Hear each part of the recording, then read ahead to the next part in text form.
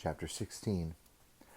Halt stopped twice, once more to slow down the riders behind them. Both times he dismounted, allowing Abelard to trot around the next bend in the trail so that he was out of sight. Then Halt waited, standing in the deep shadows thrown by the pine trees, almost invisible in the gray and green mottled cloak.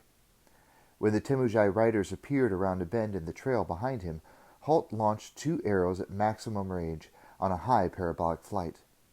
Each time the horsemen weren't even aware they were being fired on until 2 of their number threw up their hands and tumbled from their saddles into the snow. Halt chose his ambush positions carefully. He selected places where there was a clear sight of the trail behind him, but he didn't choose every such section. After the 3rd attack, every time the Temujai approached a bend in the trail, they slowed their pursuit, fearing that they would be riding into another volley of black-shafted arrows arcing down out of the sky at them. On the last 2 occasions, they didn't even see Halt before he moved to remount Abelard. They soon began to rationalize, arguing that there was no real need to capture the 2 men who had been spying on their camp. There was, after all, little that the 2 could do to harm them, and if they alerted the Skandian forces, well, the Temujai had come prepared to fight anyway.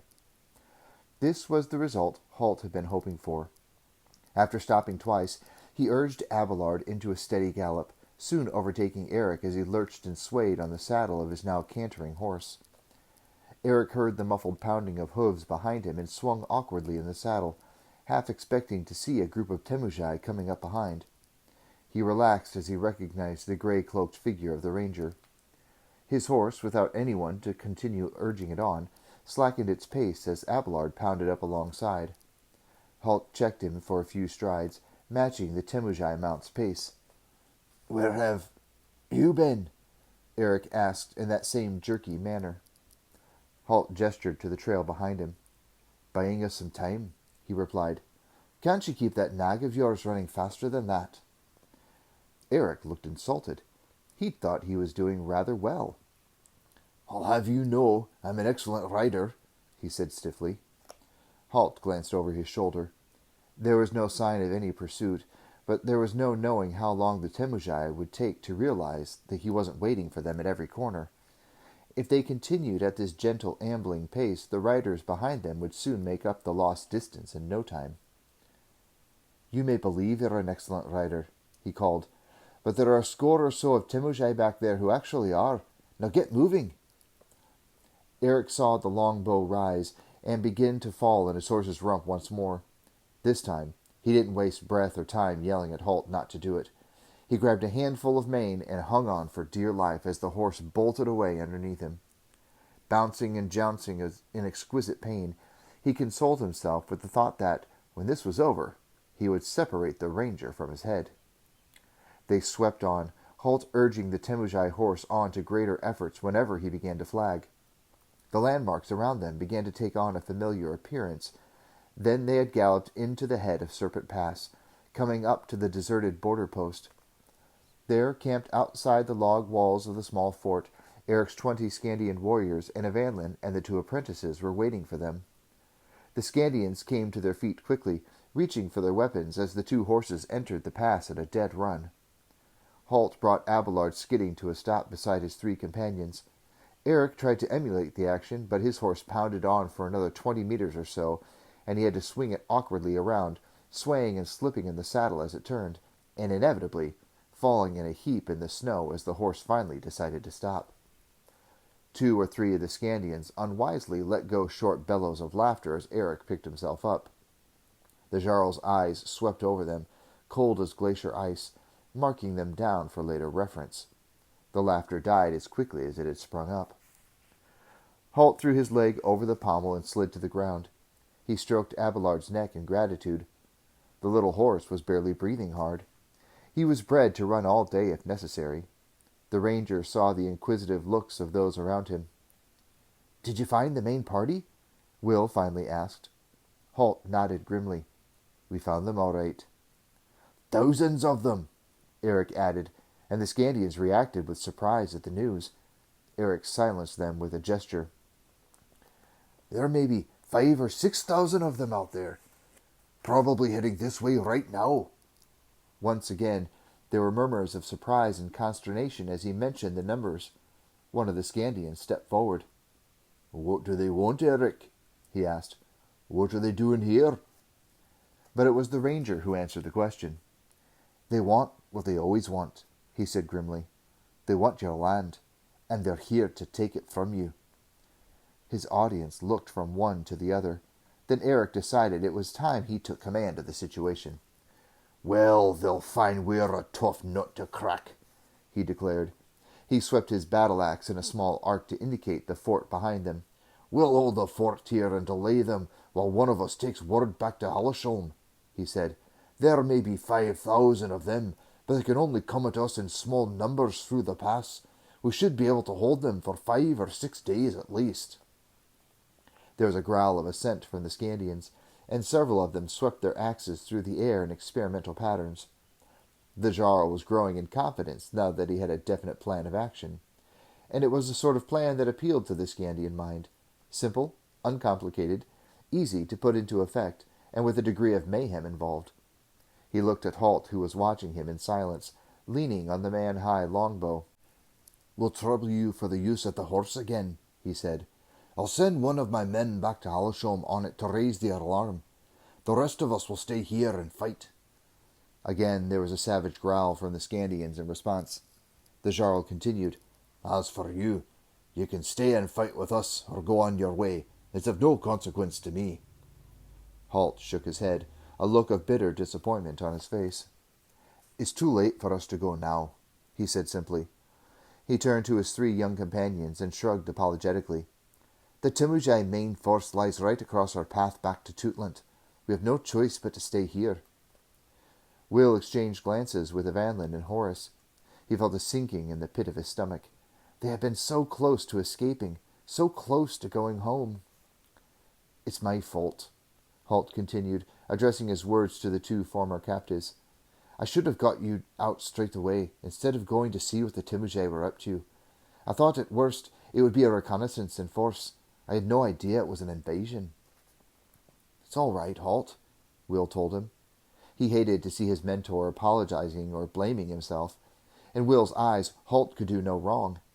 Horace hurried to agree with him. "We'll stay here and hold them back with the Skandians," he said, and one of the sea-wolf warriors close by him slapped him heartily on the back. "That's the spirit, boy," he said, and several others chorused their approval of Horace's intentions, but Halt shook his head. "Nobody should stay here. That's the point." That brought howls of anger and derision from the Skandians. Eric silenced them and stepped forward, staring down at the slight figure of the grey cloak. "Yes, there's a point," he said in an ominously quiet tone. "We'll hold them here until Ragnak can muster the main force to relieve us. There are 20 of us. That should be more than enough to hold the little beggars off for a while. It won't be like when they slaughtered the garrison here. There are only a dozen men here then. We'll hold them off or we'll die in the attempt. It's of no consequence to us as long as we can delay them for 3 or 4 days. "You won't last 3 or 4 hours," Halt said flatly, and an ugly silence fell over the small group. The Skandians were too shocked by the enormity of this insult to reply. Eric was the first to recover. "If you believe that," he said grimly, "then you have never seen Skandians fight, my friend." The last 2 words carried an enormous weight of sarcasm and dismissal. Now the other Skandians found their voices, and an angry chorus grew up. The ranger waited for the shouting to die down. He was uncowed by the Skandians' anger at his words. Finally, they fell silent. "You know that I have," he said, not taking his eyes from Eric's. The Skandian leader frowned. He knew Halt's reputation as a fighting man and a tactician. The man was a ranger, after all, and Eric knew enough about the mysterious Ranger Corps to know that they weren't prone to issuing pointless insults or making ill-considered remarks. "The question is," Halt continued, "have you seen the Temujai fight?" He allowed the question to hang in the cold air between them. There was a moment of silence from the Skandians. None of them had, of course. Seeing that he had their attention, Halt continued, "Because I have, and I'll tell you what I'd do if I were the Temujai general." He swept his arm up to encompass the steep sides of the pass where they towered above the little fort. Pines grew there, clinging to the almost vertical sides of the pass, managing to find some foothold in the rocks and snow. I'd send a party of men up onto the walls of the pass there above us, say 200 or so, and from there I'd have them direct killing fire on anybody foolhardy enough to show his face in the open inside the fort. The eyes of the small group followed the direction of his pointing arm. One of the Skandians snorted scornfully. "They'd never get up there. Those walls are impassable." Halt turned to face him, looking him straight in the eye, willing the man to understand and believe what he was saying by the sheer force of his conviction. "Not impassable. Very difficult, but they'll still do it. Believe me, I've seen these men and what they can achieve. It may cost them 50 or so lives in the attempt, but they'll count the cost cheap." Eric studied the cliffs above the fort, squinting to see more clearly in the rapidly fading light of the late afternoon. Maybe he thought the ranger was right. He figured he might be able to scramble up around there, with ropes and tackle and a small group of hand-picked sailors, the ones who tended the big square sails on the wolf ships, who could slip up and down the mast as easy as walking. But the Temujai were cavalry, he thought. He voiced the objection. "They'll never get their horses up there." "They won't need horses up there," Halt countered. "They'll simply sit up there and direct a plunging fire at you. The fort may command the pass, but the heights there command the fort." Eric was silent for a long moment. He looked up again at the walls of the pass. If the trees could find footholds there, he reasoned, so could men. Determined men. And he was ready to believe that these Temujai were determined. "Face it," Halt continued, "this fort was never meant as a real defensive position. It's a checkpoint for people crossing the border, that's all. It's simply not designed or placed to hold an invading army at bay." Eric studied the ranger. The more he thought about it, the more sense Halt was making. He could picture the dangers of being caught inside the fort with 100 or so archers perched on the cliffs above him, and no way to reply to their attack. "I think you may be right," he said slowly. He was honest enough to admit that Halt's experience in these eastern riders was far greater than his own. Reluctantly, he made the final decision, to pass control over to Halt. "What do you suggest we do?" he asked. His man looked at him in surprise, and he glared them into silence. Halt nodded once, acknowledging the difficulty of the decision the Jarl had just reached. "You're right about one thing," he said. "Ragnak has to be warned. There's no point in our wasting any more time here. It'll take the Temujai at least half a day to get the whole army on the move. Longer for them to come through this narrow pass. Let's use the time we have. We'll ride and run like hell back to Halashom."